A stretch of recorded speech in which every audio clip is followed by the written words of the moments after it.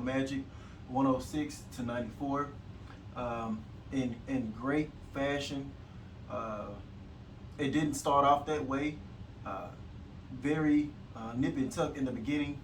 Um, I would say I was slightly disappointed by the outcome of the first half of this game. Um, we just were in a position that I felt we shouldn't have been in. We should have basically gave this team no hope from start to finish, but yet we were down to this 5-win team. We were down going into the half. It was only by a couple of points, but still, I felt like we should have been up at least by 12, 14 points. We did some things well, of course, but there was a lot of things that we didn't do well in that first half. A couple of mental breakdowns defensively. Um, just long stretches, without scoring, stuff like that, and getting killed on the glass too. That's still a thing for us right now. The Orlando Magic ended up with 47 rebounds total to our 44, and we've been getting killed all year on the offensive glass. They ended up with 14 offensive rebounds to only our 6 offensive rebounds. So that is a major problem, and it seems like it's going to continue because it's been like this all year. We're going to need another big man, uh, another athletic big besides Dwight Howard. DJ is going to give you the most he can out of those legs. Whatever he has left. But unfortunately, that's not going to be enough.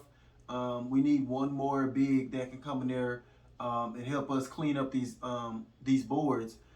You see what JaVale McGee is doing for the Phoenix Suns, and I kind of felt like we took JaVale McGee for granted, and we need somebody like him to help us out come trade deadline to try to hurry up and sign somebody.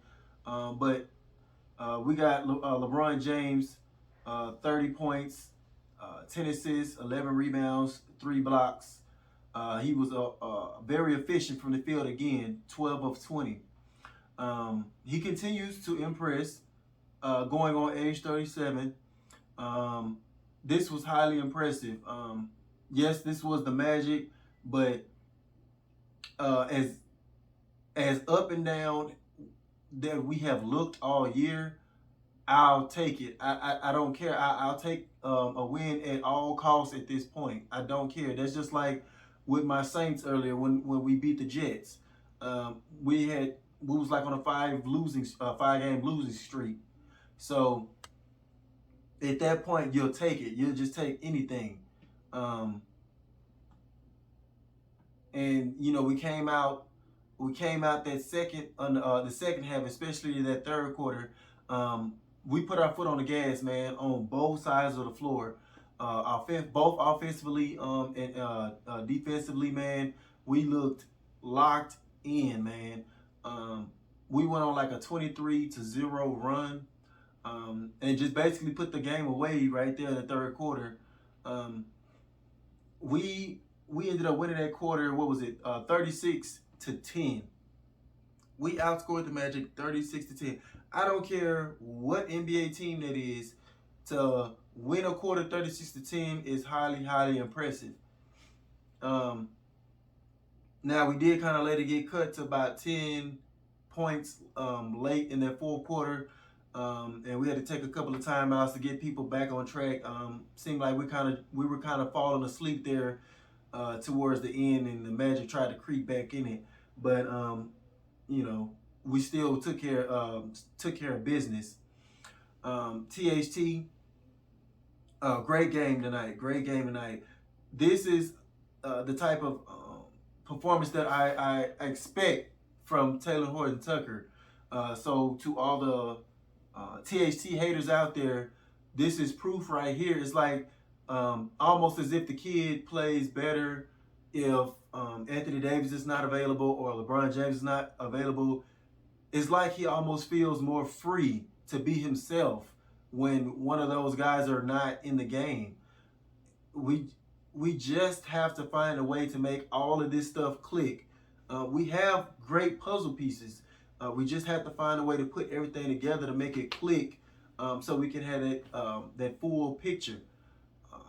So the main thing with THT, man, like I say, as long as he knocks down a good percentage of his 3-point shots, and also just plays freely, just play his game, whether or not Anthony Davis or LeBron James is in the lineup, he will be a great factor for this team, a great X factor, man. Uh, I mean, and man, he also has the potential to be one of the best defenders on this team, and that's saying a lot. With Anthony Davis, how great Anthony Davis defense is. The guy had 6 steals tonight. He was locking down, man, applying pressure, um, causing havoc, man, creating chaos out there, man. The kid has all the fundamental tools, man, in his bag. He has the physical tools as well. With the arm length, the wingspan, all that kind of stuff, man, to be a complete all-around player. He's still young, so there's still a learning curve there, but it's there. The talent is there. The people that was out there still doubting him and all this kind of stuff. Well, it seems like whenever he has a couple of bad games in a row, here comes the doubters. So I mean, I almost expect that at this point, but I know what the kid can do, and he showed that tonight. He was a plus. He was tied with LeBron James in the plus minus category, plus 14. And he knocked down 50% of his 3-point shots, 3 of 6, and 7 of 14 from the field. Great game from THT. Russell Westbrook, I want to say the last 2 or 3 games, he had kind of started back dipping down a little bit in his production, his scoring production. Tonight, he was a tad bit better. He had kind of fallen back into that bull in the china shop, jumping in the air, leaving his feet early, and turning the ball over and stuff like that. Stuff like that kills momentum. When you have momentum and he does silly stuff like that to just completely destroy the rhythm that you have as a team. He was doing a little bit of that tonight, but he was offsetting that with some good things as well. He did end up with 19 points, 7 rebounds, 5 assists, 2 steals, and that right there kind of helped offset those 5 turnovers that he had. So a better night from Westbrook than what he displayed the past 2 games. So we just got to he needs to just get back to more consistency, and we definitely need him to be, more efficient on the offensive side of the ball. We had guys off the bench. Carmelo Anthony, 13 points, 3 of 5 from 3-point range, and that's all. We expect from Melo. At least give us about anywhere from 13, 15 points minimum a game off the bench. And whenever he drops like 24, 25, that's an added bonus. That he was our highest scorer off the bench. The rest of the guys contributed here and there, but their production wasn't really needed tonight, because the starting 5 I felt took care of business tonight. Bradley ended up with 6 points and a steal and a block, and that's the only thing with Bradley as well. I just want to see his offense stay consistent. He goes from like having 26 points back down to 6 points, stuff like that. As long as he locks his man up, gives us 12 to 15 points a night, somewhere up in there, that's manageable. That's doable. I feel for Avery Bradley.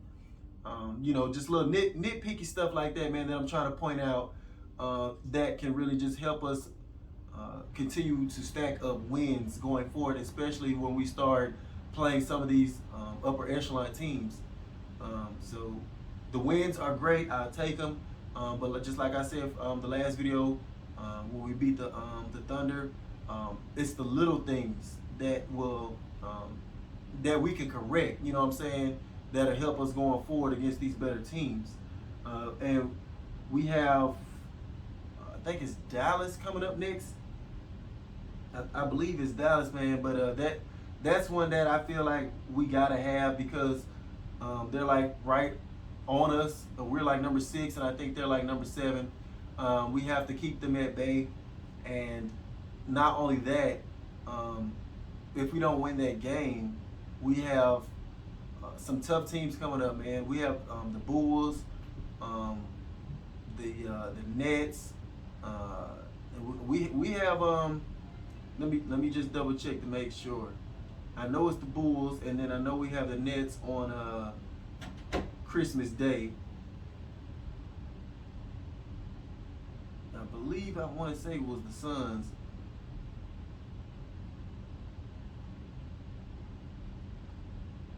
Okay, yeah, it was the Suns. Okay, we got Dallas, Minnesota, Chicago, Phoenix, San Antonio, and the Brooklyn Nets.